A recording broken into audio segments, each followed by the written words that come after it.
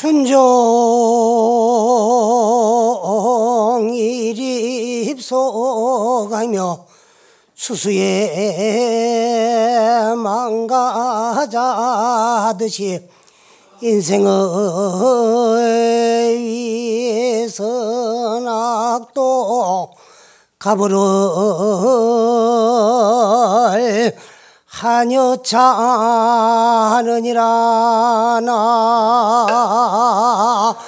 나무아이미타불.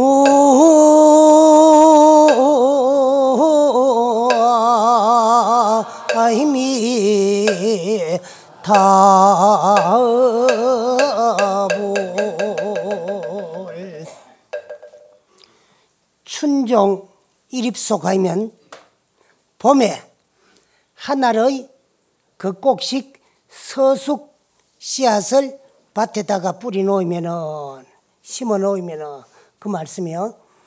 추수에 망가자 하듯이 가을에 만알의 곡식을 거다 들이듯이 인생의 위선악도, 사람들이 행하고 있는 선과 악도 가보를 하여차 하더라.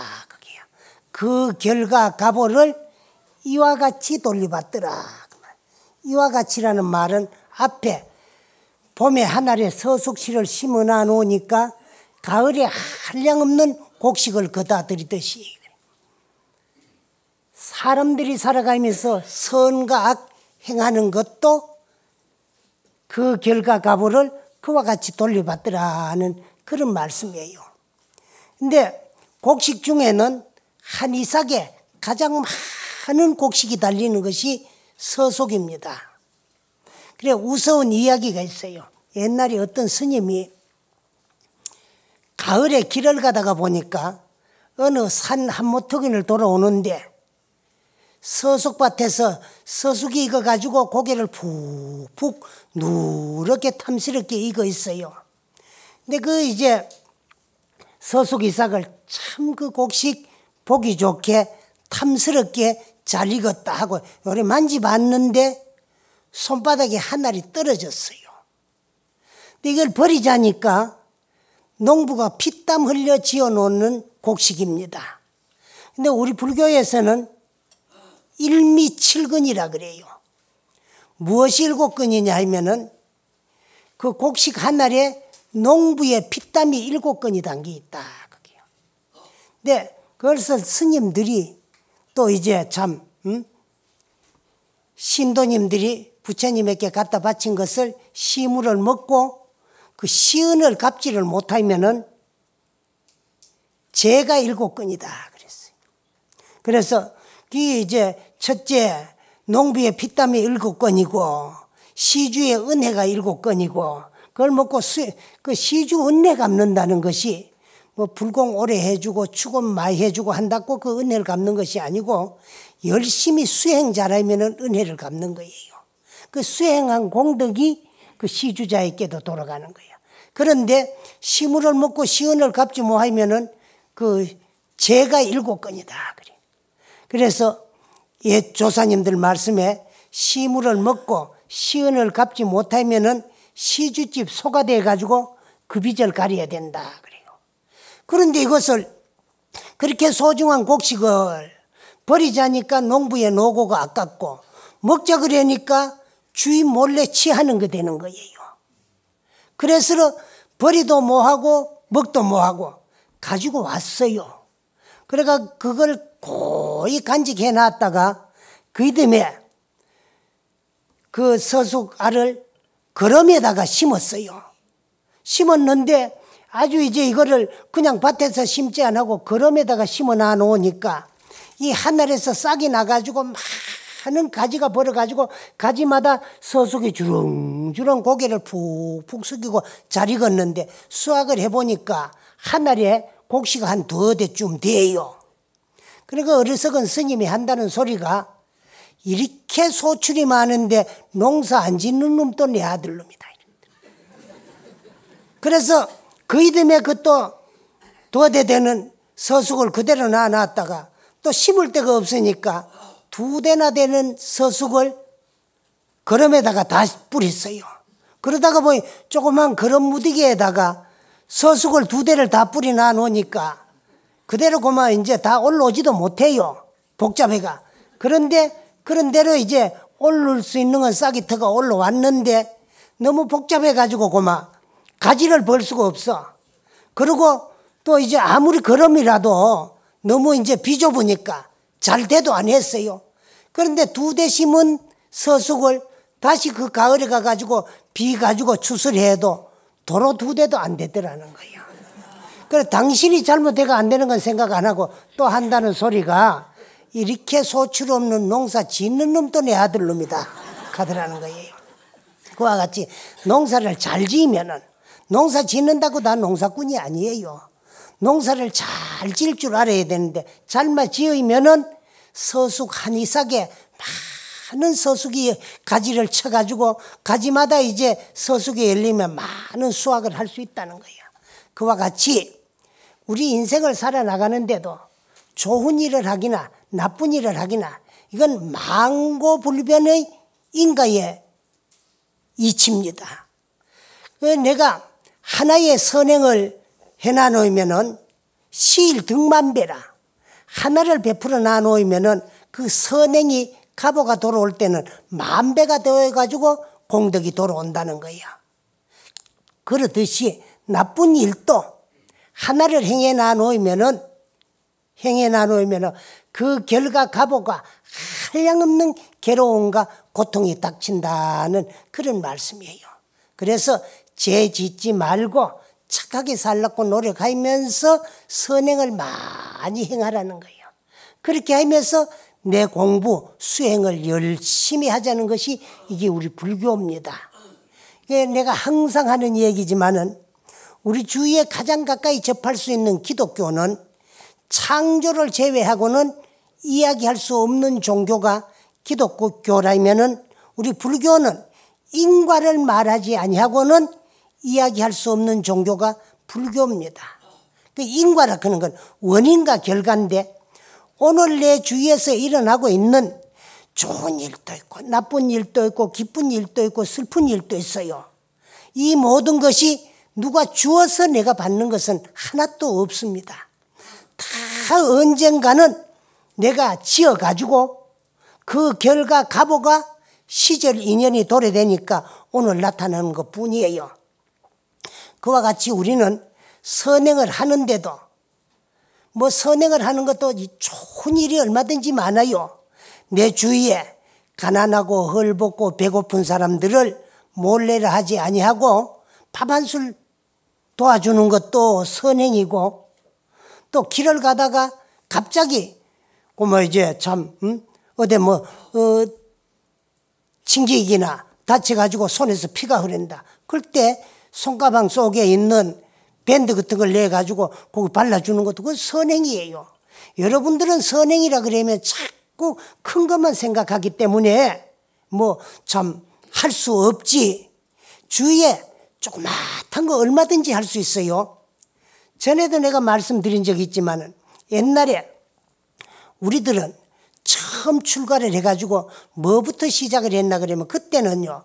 요즘 그치 사찰 경제도 그 이제 참 넉넉한 것이 아니고 아주 어렵기 때문에 고향주를 요즘 그치 뭐 보시를 주고 데리다가 고향을 짓게 하고 그런 게 없고 처음 출가한 행자들이 고향주부터 시작을 해요. 그래 채공도 하고 그러는데 그 고향주 채공 소임을 살 적에 제일 어려운 게 뭐냐 그러면은 요즘은 여러분들이 생활이 그 참 어렵지 않기 때문에 곡식 같은 거를 소중하게 생각을 안 해요.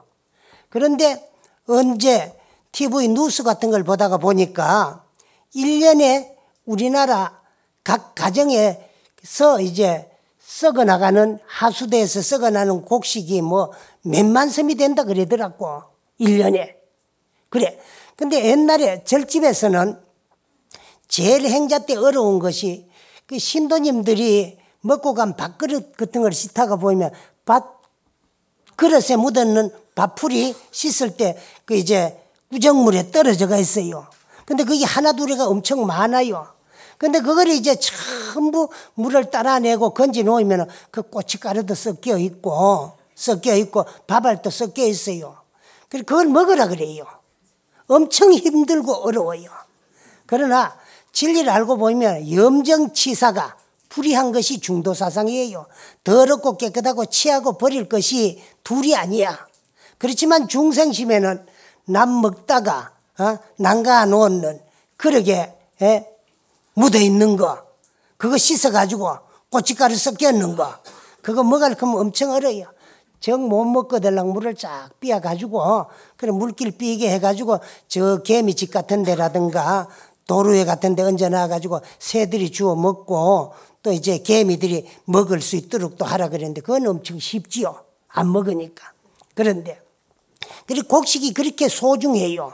그리고 배고픈 사람들에게 이제 참 베풀어주고 도와주는 거, 이 전부가 선행입니다.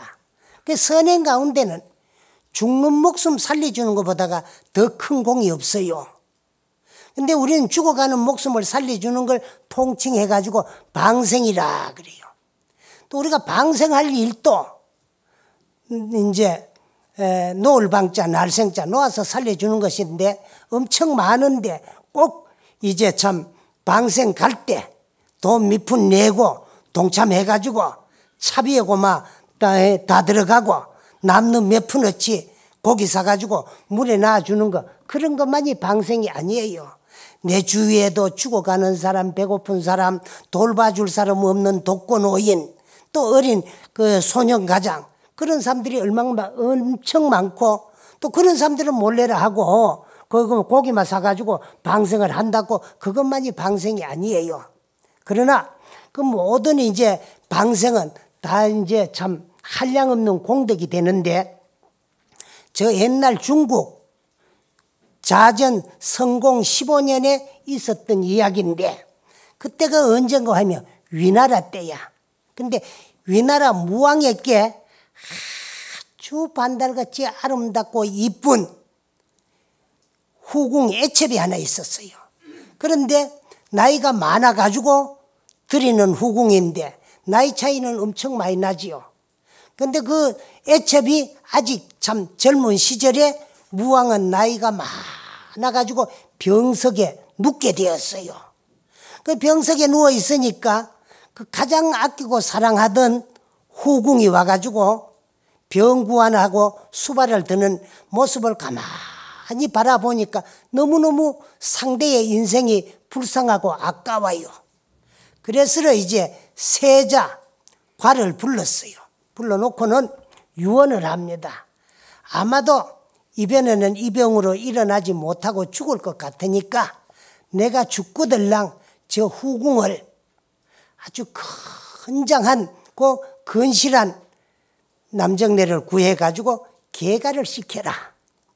일찍이 후궁으로 궁에 들어가지고 구중궁궐에서 세상 구경을 못하고 인생이 뭐인가를 모르고 임금인 나 수발만 듣다가 한청춘 나갔으니까 내가 죽고 난 다음에라도 남은 인생이라도 인생이 뭔가를 좀 알고 또 남은 여생을 행복하게 살도록 그렇게 계가를 시켜주어라고 아들 세자에게 유언을 했어요. 그럭저럭 병세는 점점 중해가지고 고막 곧 죽을 즈음에 돼가지고 또 후궁을 바라보니까 저렇게 이쁜 저거 아까워서 내가 왜 죽을꼬 싶은 생각이 들어요. 그래가지고 또 아들 가를 불러가지고 재차 유언을 합니다. 내가 아무리 죽을라고 해도 저 후궁 못 잊어 못 죽을 것 같은데 내가 못 죽을 것 같다고 해가지고 죽지 아니한 건 아니니까 내가 죽거들랑 저 후궁을 나와 같이 매장해가지고 묻어두고 하고 유언을 했어요. 그러고 얼마 안 있다가 임금님이 죽었어요. 승하를 하고 아들 세자인 과가 선왕의 뒤를 이어가지고 임금의 자리에 오르게 되었습니다. 그래서 아버님이신 선왕의 장례를 치는데 그 후궁을 함께 안 묻고 살려줬어요. 그런 다음에 이제 장례를 다 친 다음에 이제 명색이 후궁이라도 왕비인데, 그래 참 건장한 사나이를 물색해가지고, 그리고 막 계가를 재혼을 시켰어요. 그러니까 신하들이고 막 반론이 분분합니다. 우리가 봤더니 임금이 천하의 불효다. 아버님이신 선왕의 유언을 무시하고 후궁을 계가를 시키다니. 적어도 임금을 섬기던 후궁이지만 왕비인데 딴 남정이한테 시집을 보내가지고 되겠느냐? 저런 불효를 우리가 임금이라고 섬기고 받들 수 있느냐? 하고는 고마 벼슬을 사임하고 떠나는 자들도 없고, 또 있는 자들은 이론이 분분해요. 그것을 임금님이 다 알고 계십니다. 그런 어느 날 임금님께서 남은 신하들을 다 불러 모아가지고 조회를 하는데, 아침에 이제 회의를 합니다. 하는데, 내가 선왕의 유언을 어기고 후궁을 계가시킨 것이 잘못되었다고 하면은 지금이라도 신하들의 중론에 따라 가지고 내가 불러다가 데려다가 땅에 묻을 채미니까 내 말을 한번 들어보고 깊이 한번 생각을 해달라고. 우리 선왕께서 내게 남긴 유언이 두 가지가 있는데, 하나는 편찮으셔도 정신이 또렷할 적에 내게 그 후궁이 너무 불쌍하고 청춘이 아까우니까 일찍이 궁에 들어가지고 구중궁궐에서 임금만 모시느라고 인생이 뭔지도 모르고 살았으니까 남은 여생이라도 인생이 뭔가를 좀 알고 살다가 죽게끔 건장하고 훌륭한 남자를 물색해가지고 계가를 시키라는 그런 유언이 하나가 있었고, 두 번째 유언은 돌아가시기 직전에 정신이 혼미한 상태에서 바라보니까 너무 아깝고, 또 이제 참 그걸 남겨놓고 죽기가 너무 애통하니까 당신과 함께 매장을 해달라고 유언을 하셨는데, 유언도 먼저 한 유언이 있고 뒤에 한 유언이 있는데, 먼저 한 유언은 당신이 정신이 또렷할 적에 당신 마음으로 한 거고, 두 번째 한 유언은 정신이 혼미한 상태에서 아깝다는 생각만 가지고 한 유언인데, 먼저 한 유언을 먼저 지키고 뒤에 한 유언도 중신들이 맞다고 하면은 내가 지킬 셈이니까, 내가 선왕의 유언을 어기려고 생매장을 안 한 것이 아니고 먼저 한 유언을 지키기 위해 가지고 내가 남정네를 물색해 가지고 계가를 시켜 가지고 먼저 유언은 실천했으니까 뒤에 유언도 임금님의 뜻이 분명하다고 여러분들이 지키라 하면 내가 지킬 셈이니까 어떻게 해야 되겠습니까? 하니까 한 사람도 그 후궁을 다시 데리다가 임금님 능에다가 함께 매장하려는 사람이 없고, 참으로 우리 임금님은 현명하고 참 부모의 그 참 유언 뜻을 실천하고 지키는 천하의 효성이 지극한 임금이라고 흩어졌던 신하들이 다시 모여가지고 그 임금님을 잘 받들고 태평성대를 누렸다고 해요. 그러던 어느 해쯤 됐을 적에 이웃나라 진나라에서 두희의 군대가 갑자기 위나라로 쳐들어왔어요. 그 태평성대를 누리고 전쟁이 일어날 거라는 건 꿈에도 생각을 안 하고 있다가 갑자기 이웃 진나라에서 두희 군대가 물밀듯이 쳐들어오니까 나라를 지키겠다고 급하게 군대를 모집해가지고 대항을 했지만은 준비해가지고 침입해온 군대들을 당할 수가 없어요. 할 수 없이 자군의 생명을 구하기 위해서 후퇴를 명령을 했습니다. 그리고 후퇴를 하는데 뒤에서 두해 군대가 물밀듯이 쳐밀어 들어올 줄 알았는데 따라오지를 아니해요. 그래서 이 임금이 뒤를 돌아보니까 진나라 두해 군대가 진격해오는 앞에 어떤 노인이 한 분이 쏜살같이 왔다 갔다 하면서 주위에 있는 풀을 전부 얽어 묶어 매요. 그러니까 두해 군대가 쳐들어오다가 거기에 걸려가지고 넘어지고 걸려가지고 넘어지고 걸려가지고 넘어져요. 그 틈을 타가지고 반격을 해가지고 침입하는 진나라의 군대를 막고 이제 참 전쟁은 평정이 되었고 승전을 했습니다. 막 전쟁이 끝날 그날 밤에 잠을 자는데 그때 풀을 묶던 노인이 꿈에 나타나가지고 이제사 내 딸 목숨을 구해주고 내 딸 목숨을 살려준 은혜에 풀을 묶었으러 매스러 이제 참 은혜를 갚았으니 죽은 영혼이라도 편안히 잊어볼 수가 있으니까 임금님 내 딸 은혜를 갚을 기회를 주어서 대단히 감사하고 고맙고 내 딸을 참 신하들한테 불효한 임금이라는 소리를 들어가면서도 함께 임금님과 매장하지 아니하고 살려서 새 인생을 살도록 계가를 시켜주셔서 너무너무 고맙고 감사합니다 하고 인사를 하고 떠나갔는데 깜짝 깨니까 꿈이더라는 거예요. 그래서 우리가 은혜가 아주 막중하고 지중할 적에 그 은혜의 보답을 꼭 해야 되겠다는데 결초보온을 하겠다는 그런 말이 있어요.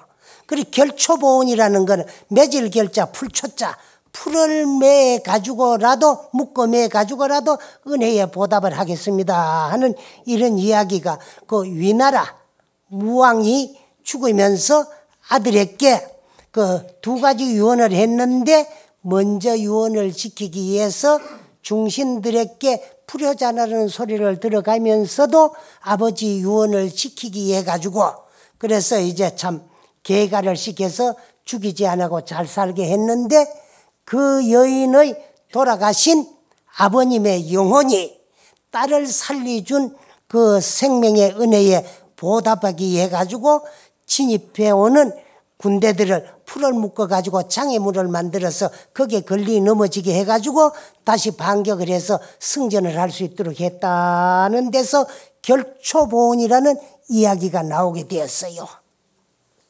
그런데 그와 같이 우리는 죽는 목숨을 살려주면은 살아나는 그 생명의 그 은혜를 죽은 영혼도 잊지를 못하고 보답한다는 그런 내용의 이 얘기예요. 그러나 또 그 반대로 살생을 하면은 언젠가 그 살생의 값을 반드시 돌려받게 되는데 내가 아는 어떤 양반이 아주 사냥을 즐겨 했어요. 지금은 사냥을 하지 아니해요. 근데 그분이 시간만 나면은 어디 가가지고 사냥을 하고 그러는데 그 집에 가보면은 사냥개들도 엄청 여러 마리를 기르고 있어요. 기르고 있는데 그 사냥은 살생이니까 살생을 하면은 단명을 하고 또 내가 나무 목숨을 빼앗으면 그 값을 언젠가 내가 둘러받으니까 그런 그 취미를 버리라 그래도 잘 안 듣더라고요. 근데 그분이 또 슬하에 딸만 여럿을 놓고 아들이 없다가 늦게사 만덕으로 아들을 하나 낳았어요. 낳았는데 그 아들이 18살쯤 됐을 적에 오토바이를 타고 가다가 큰 추락하고 박아가지고 이제 교통사고가 나가지고 죽었어요.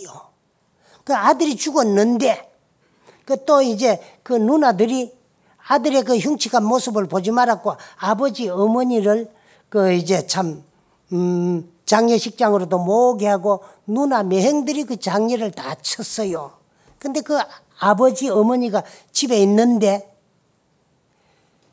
이제 참 너무 괴롭고 고통스러우니까 괴롭고 고통스러움을 잊으려고 술을 한 잔 자시고 억지로 이제 주위 사람들이 잠을 들게 잠이 들었는데 꿈에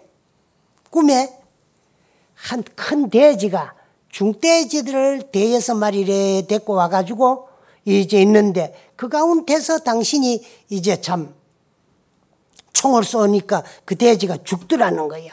죽으니까 이제 그 어미 돼지가 남은 새끼들을 데리고 숲속으로 달아나디만해. 얼마가 있다가 와가지고 그 참 돼지가 당신 아들로 태어나는 것을, 죽은 돼지가 태어나는 것을 몽중에서 봤대요. 그런데 그 아들이 한 17, 18살쯤 먹었는데 당신이 죽일 때는 돼지가 17, 8개월 되는 중돼지, 큰 어미 돼지 새끼를 어미 앞에서 쏘 죽여가지고 이제 그 고기는 맛있게 먹고 껍데기는 그걸 또 박제를 해가지고 유리관 속에다가 집에 이제 놨어요. 놨는데 그래 아들이 그 얼마 있다가 이제 참 태기가에서 수태를 했는데 그 태어난 아들이 그 돼지의 후신이더라는 거예요. 꿈에. 그런데 그 아들이 이제 자라가지고 18살 먹어 이제 교통사고가 나는 것까지 꿈에 다 봤는데 그때 그 돼지가 또 나타나가지고 어미 돼지가 나타나가지고 하는 말이 니도 자식을 없애니까 가슴이 쓰리고 아프냐고. 나도 민물짐승이지만은 돼지가 말을 하는 거예요. 꿈에. 지만은 너희가 쏜 총에 내 새끼가 맞아 죽을 때 내 가슴이 얼마나 쓰리고 고통스러운 걸 알게 하기 위해 가지고 내 자식 돼지가 네 아들로 태어났다가 네 앞에서 교통사고로 죽었으니까 너도 자식을 앞세가 괴로워하고 고통받는 걸 봤으니까 이제 원수 다 갖고 이제 가니까 네 팔자에 본래 아들이 없으니까 딸을 아들로 생각하고 잘 살아라고 가더라는 거예요.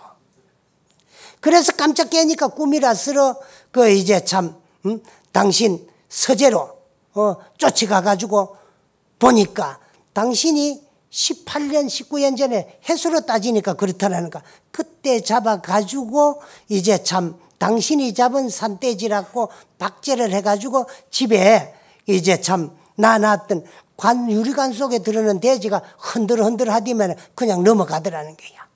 그래서 저 내가 죽인 돼지의 영혼이 그 참 내 가슴에 철못을 받기 해가지고 내 아들로 태어났다가 내 가슴에 못을 받고 갔구나 하는 것을 그때 깨달았다고요. 이와 같이 우리는 짓고 저지러 나눈 것은 언젠가 그 결과 가보를 내가 다 도로 돌려받는데 금생에 지어가지고 그와 같이 금생에 돌려받는 것을 순현보라고 해요. 또 금생에 내가 짓고 저지러 놨는데 그 결과 가보가 금생에 나타나지 아니하고 내 생에 나타나는 걸 순생보, 순차보라고도 하고 또 금생에 지은 업에 밀려가지고 저 후생까지 뻗쳐나가는 업이 있어요. 그걸 순후보라고 합니다. 그래서 선악간에 우리가 지어놓은 복과 저지러 놓는 죄는 그 결과 가보를 내가 다 돌려받는데 순현, 순생, 순후보로 다 내가 도로 돌려받게 돼가 있어요.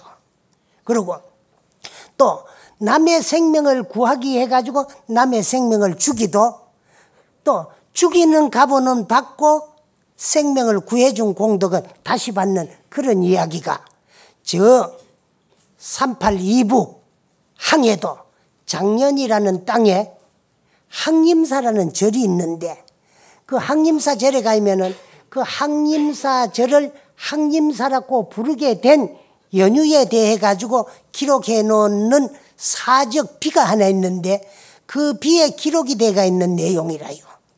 그래서 옛날에 그 절은 항림사가 아닌 딴 이름을 가지고 있었는데 그 절에 절 일을 도와주는 요즘은 그 절을 통칭해 가지고 처사라 그래요. 근데 옛날에는 그걸 이제 부목이다 그랬어요. 절에서 스님들을 일을 도와주고 절 일을 담당하는 그런 부목이 여름날 이제 날씨가 너무 뜨겁고 더우니까 그 절에 큰 고목나무 느티나무가 하나 있는데 그 느티나무 그늘에 쉬고 있는데 느티나무 위에는 학이 집을 지어 가지고 거기에 이제 새끼를 이제 낳았어요. 알을 낳아 가지고 까 가지고 새끼가 이제 조금 자라고 있는데 그 밑에 있다가 보니까 어미 학들이 막 꽤가 크면서 뭐 사정없이 막 참 왔다 갔다 하는 거야. 그리고 왜 이런 소리를 짓는 거 싶어 가지고 그 학 둥지를 치어다 보니까 큰 구렁이가 한 마리 기어 올라가 가지고 그 학 새끼들을 잡아먹고 있으니까 그 어미인 학들이 그 새끼가 뱀에게 잡아먹히는 걸 보고 안타까우니까 괌을 치고 날아다니고 왔다 갔다 하더라는 거야. 그런데 그 뱀은 먹이가 그러니 이제 참 개구리라든가 뭐 이제 참 병아리라든가 새새끼 그런 게 그 구렁이의 먹이예요. 그럼 지는 지 먹이로 먹는데 또 이제 학은 새끼를 잃으니까 안타까워 가지고 몸둘 바를 모르고 뭐 날아다니면서 꾀꾀거린 거야. 근데 이 부목은 같은 짐승이면서도 구렁이가 학의 새끼를 잡아먹는 거 보니까 얄밉고 죽이고 싶은 생각이 일어났어요. 그래가지고 절로 들어가 가지고 활을 하나 만들어가 와가지고 활을 가지고 이제 뱀이를 향해 쏘는데 뱀이 복통에 정통으로 맞아가지고 뱀이가 땅에 뚝 떨어져가지고 죽었어요. 죽으니까 그 뱀이를 그냥 뱀을 부목이 짝대기에 걸어가지고 어디 갔다가 버렸어요. 버린데 그런 뒤에 얼마 있다가 뱀 버리는 그 장소에 버섯이 났는데 버섯이 아주 향기롭더라는 거예요. 그래가지고 이제 고양주가 부목이 그 뱀 갖다 버린 데인 줄 모르고 버섯을 따다가 너무 향기롭고 독버섯이 아닌 것 같아서 반찬을 만들어 가지고 절 대중 전체가 아주 맛있게 잘 먹었는데 그 버섯을 먹은 대중들이 아무도 탈이 안 났는데 이 부목만 버섯 요리를 먹고 배탈이 났어요. 그러니까 배가 아파가지고 죽을 지경이야. 그래서 버섯 독인 줄 알고 약을 먹기도 하고 독을 뺀다고 침을 맞기도 해도 이 배앓이가 안 나아요. 그러면서 점점 배는 퉁퉁 부어가면서 뱃속에서 뭐가 구불텅거리면서 배가 아파 죽을 지경이에요. 그러던 어느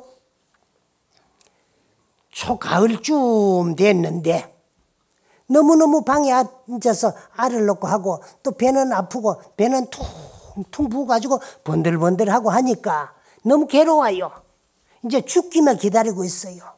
그래서 바깥 바람이나 씌워보겠다고 바깥으로 나와가지고 그 느티나무 밑에 자리 잡고 이제 잠시 누웠다가 깜빡 잠이 들었어요.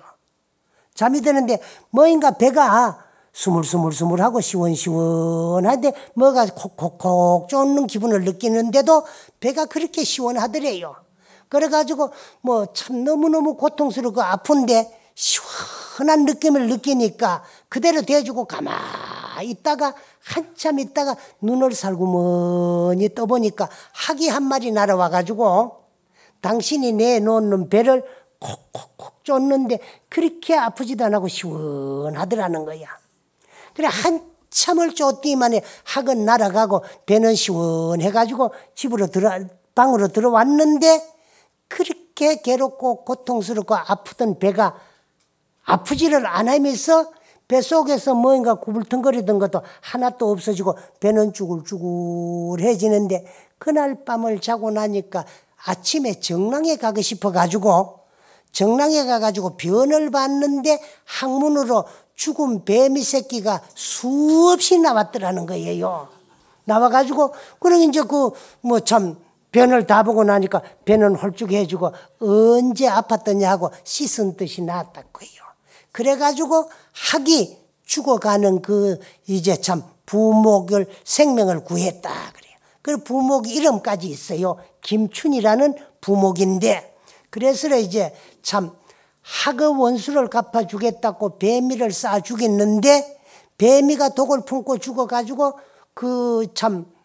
독버섯이 됐는데 그 독버섯을 다 먹은 대중들이 걔한테 이 사람마 남자가 뱀 새끼를 뵌 거야. 그런데 뱀의 독이 너무 심하게 원한에 맺히니까 뱃속으로 들어가가지고 위장 속에서 그 새끼 뱀이 돼가지고 그게 큰이라고 그렇게 구불덩거리던 것을 또 너무 당신의 원수를 갚아주겠다고 뱀이를 쏴주게 해가지고 뱀이가 죽은 원한에 의해 가지고 독봇을 먹고 병이 들어가 있는 것을 민물짐승이지만 학이 알고 와가지고 그 이제 참 그늘나무 밑에 배를 내놓고 누워 있는데 주둥이로 그 배를 쫓아가지고 그 안에 있는 뱀이를 다 죽였다는 거야. 죽여가지고 죽는 그 이제 부모고 생명을 구했다고 하는 그런 기록이 그 항림사 사적비에 기록이 돼가 있고 그때부터 학이 사는 절이고 학이 죽어가는 김춘이라는 부모의 생명을 구했다는 그런 이야기가 그 전해 이루는 절이 항해도 작년 그 항림사에 전해 내려온 이야기입니다. 이와 같이 선악간에 우리는 그 업을 다 받게 되고 생명을 구해주기 위해서 또 한 생명을 죽이더라도 생명 죽인 갑오는 갑오대로 받고 생명을 살리준 복은 그대로 받는다는 얘기야. 이와 같이 선악간에 우리가 짓고 저지르는 행위에 대한 대가는 언젠가 그 결과 갑오를 다시 돌려받을 셈이니까 나쁜 결과를 받을 나쁜 죄를 짓지 말고 선한 좋은 복을 받을 선행을 많이 행하라는 그런 이야기예요. 이야기인데 우리가 선행을 베풀어 놔도 하나를 베풀면 하나의 행복만 돌아오는 것이 아니고 시일 등만배로서 하나를 베풀면 그 결과 갑오는 한량없는 행복이 돼가 돌아오게 되고 그 반대로 나쁜 일도 한 가지를 저지러 가지고 괴로운 일이 한 가지만 닥치는 것이 아니고 한량없는 많은 괴로움과 고통을 받게 되니까 나쁜 결과 갑오를 받을 그 나쁜 원인을 만들지 말라는 거예요. 그래서 우리 불교에서는 선인은 선가하고 선한 원인에는 반드시 좋은 결과가 돌아오게 돼가 있고 악인은 악가해요. 나쁜 원인에는 반드시 나쁜 결과가 돌아오게 되는데 그래서 우리는 나쁜 죄를 짓지 말고 어질고 선하고 착하게 살아가는 것이 여기 불교입니다. 또 그렇게만 살아가지고는 생사윤회를 벗어날 수 없어요. 이건 인천인가교에 지나지 않는 거야. 그리고 좋은 일을 많이 해놓으면 인간이나 천상에 태어나가지고 한량없는 복락을 누릴 수는 있지만은 생사윤회를 벗어날 수는 없어요. 여러분들의 본래 모습이나 나의 이 자성이 언제부터 시작이 되었느냐. 이 우주 법계가 창조되고 만들어지기 이전부터 성성적적하게 존재했는데 그 많은 세월 동안에 내가 나를 망각하고 내가 나를 알라고 생각하지를 아니하고 내가 나를 바로 보아서 깨달지를 못했기 때문에 생사윤회를 벗어나지 못하고 육도문중을 전전하다가 전생에 다행히 무슨 복으로 우리는 밖에 오른 사람 몸 받아서 만나게 오는 불법을 만났어요. 그저 사람 몸 만나서 불법 만났다고 어영버영 왔다 갔다 세월만 보내가지고는 생사윤회를 못 벗어나요. 또 금생에 여러분들이 지어오는 업에 따라서 미래 내생이 또 만들어져요. 그래 또 미래 내생에 가가지고 또 불법을 만나가지고 내가 인생을 올바르고 참다롭게 살면서 자성을 증득하고 발견하고 깨달아가지고 생사윤회를 해탈하더라고 누구도 보장할 수 없어요. 그러니까 밖에 오른 사람 몸 받아서 만나게 오는 불법을 만났을 적에 어영버영 왔다 갔다 세월만 보내지 말고 열심히 부지런히 하면은 된다. 요거는 내가 공부하고 있는 불법에 대한 절대적인 믿음이야. 이 불법은 열심히 수행정진을 하면 반드시 깨달음을 얻어가지고 생사윤회를 해탈할 수 있다는 것을 절대로 믿고 이 공부에 대한 확신입니다. 그 다음에 할 수 있다. 나는 할 수 있다. 이건 내 자신에 대한 믿음이에요. 그 다음에 반드시 나는 공부를 해 마치가지고 도를 깨달고 이루고야 말겠다는 그런 불같은 용맹심을 가지고 열심히 부지런히 하면은 안 되는 게 없습니다. 오늘의 우리 인생은 과거 전생, 부모 미생전에 내가 일으켰던 생각의 그림자요. 그 생각을 행동한 업의 모습이 오늘의 내 인생입니다. 그런가 하면 오늘 여러분이 일으키는 생각, 선악간에 일어나는 생각은 미래생의 씨앗이 되고 그걸 꺼트리 뿌리면 씨앗은 말라 없어지는데 그것을 마음속으로 결정해가 행동에서 실천하면은 내 생의 원인이 되는 거예요. 미래생의 원인이 되는 거예요. 그래 미래는 잘 갈란가 못 갈란가, 좋은 세상 가서 잘 태어날란가 나쁜 세상 가가지고 잘못 태어날란가 누구에게 물어볼 것도 없어요. 여러분이 살아온 오늘까지 산 인생을 돌이켜 비추어 보이면은 어질고 선하고 착하게 살았으면은 아름답고 훌륭한 미래가 만들어져 있을 거고, 양심을 속이고 인생을 거짓되게 살았다면은 형편없는 미래가 여러분을 기다리고 있을 거예요. 여러분의 미래에는 뱀 껍데기도 기다리고 돼지 껍데기도 기다리고 소 껍데기도 기다리고 말 껍데기도 기다리고 뭐 온갖 껍데기들이 다 기다리고 있어요. 그런가 하면은 아주 행복한 천상의 육체도 기다리고 있고 인간의 몸뚱아리도 기다리고 있어요. 두렵기만 생각하면 안 돼.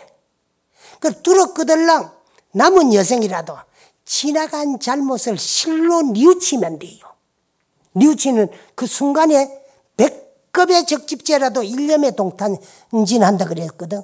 100급, 1000급, 만급을 내려오면서 묵은 산과 같이 쌓이는 업장도 한 생각 뉘우치고 돌이키는 뜨거운 뉘우침에 일시에 녹아 없어져요. 그렇지만은 그렇지를 못하고 또 앞으로 인생을 거짓되게 살기나 잘못되게 살면은 지나간 잘못 뉘우치는 업이 다시 살아나가지고 그 한량없는 업의 모습이 내 생의 내 인생입니다. 그래서 불교는